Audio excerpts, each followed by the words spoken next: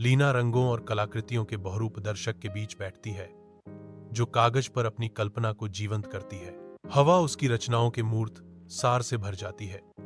एक मिठाई, एक पतंग और एक गुड़िया उसके चित्रों से साकार होती है।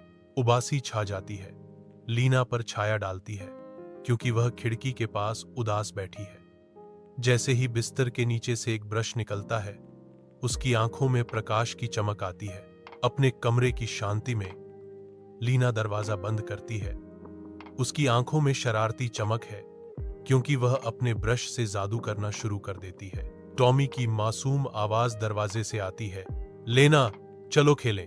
लेना जल्दी से ब्रश छुपाती है, व्यस्त होने का दिखावा करती है, क्योंकि वह दरवाजे से मुड़ जाती है।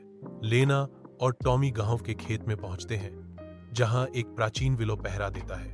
जादुई स्पर्श से वे मैदान को हंसी और प्रकाश के खेल के मैदान में बदल देते हैं। बच्चे हंसी से हवा भर देते हैं। गांव खुशी से भर जाता है, जो साझा करने के उपहार का प्रमाण है।